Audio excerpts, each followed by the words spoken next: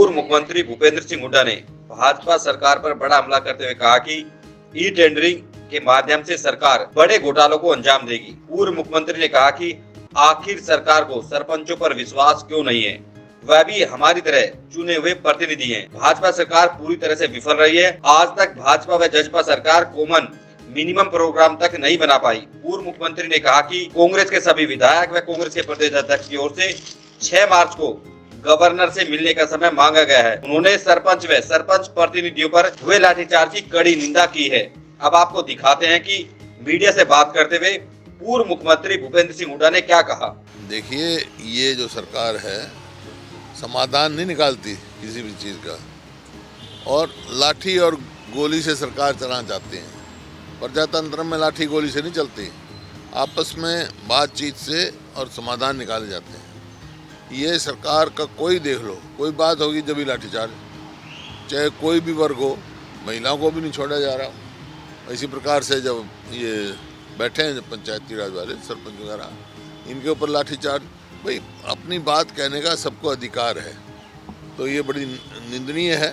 और इसी वास्ते हम सारे विधायक दल और हमारे पार्टी का प्रधान 6 तारीख को गवर्नर साहब से टाइम मांगा है हमने, 6 तारीख को मिलेंगे सोमवार को हम, और इस बात के कहेंगे भी ये सरकार बिल्कुल फेल हो चुकी है, ये विफल सरकार है, नॉन परफॉर्मिंग गवर्नमेंट है। ऐसा प्रतीत होता है कि सरकार नाम की चीज़ ही कोई नहीं है ये सरकार में, सिवाय घोटालों के।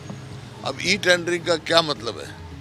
ई टेंडरिंग का मतलब पहले 2 साल तो पंचायत के इलेक्शन निकलाए, अब हो गई तो भाई इलेक्टेड बॉडी हैं ये, इनके ऊपर विश्वास करना चाहिए। लोगों के चुने हुए, हम भी तो लोगों के चुने हुए हैं, तो लोगों के चुने हुए हैं, इनके ऊपर विश्वास करना चाहिए।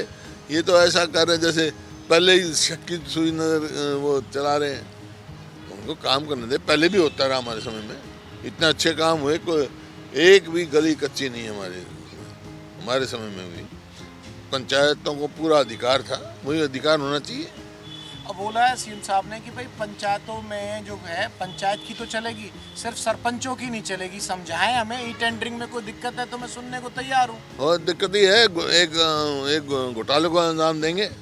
जब मर्जी पोर्टल चला दो, जब मर्जी बंद कर दो, और अपनी चॉइस के ठेकेदार होंगे, वो उनके गिनती के वो होंगे रजिस्ट्रेशन। तो ये नहीं है बात, गलत बात है ये, इनको तुरंत वापस लेना चाहिए। और पंचायत सरपंच हो, मेंबर पंचायत हो, पंचायत इलेक्टेड बॉडी है, उसको पूर्ण अधिकार होना चाहिए। सरपंच भी जो है मुखिया है पंचायत का।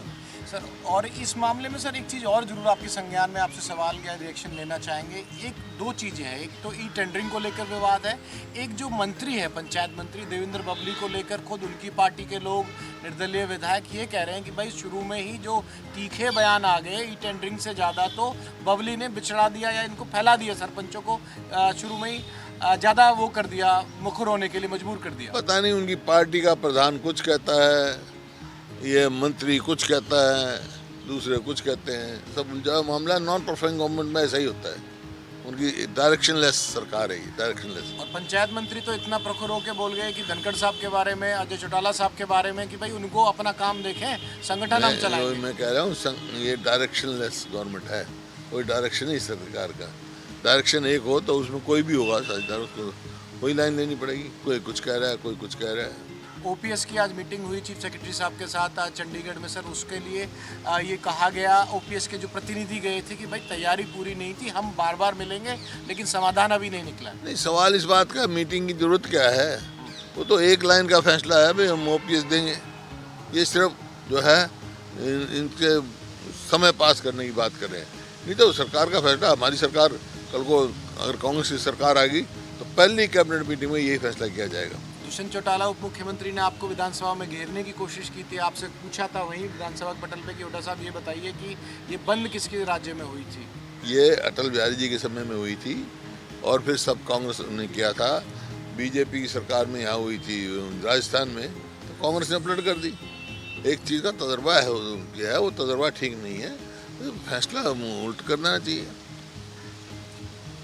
सर ओवरऑल एक आखिरी कमेंट जरूर सर, 3-4 तरह के विषय हैं बीच बीच में उठते रहते हैं प्रदेश में, क्योंकि जो बीजेपी सत्ता वालों से बात करो वो कहते हैं कि जो इलेक्शन ईयर होता है ना, लास्ट के 1-2 साल होते हैं, तो इस तरह के आंदोलन विपक्ष चलवाता है, जिस तरह से डायरेक्टली नहीं कह रहे हैं लेकिन ये तो होता ही है कि लास्ट के दिनों में आंदोलन ही आंदोलन होता है। ये इस सरकार की, बीजेपी जेजेपी की सरकार की विफलता का एक वो है।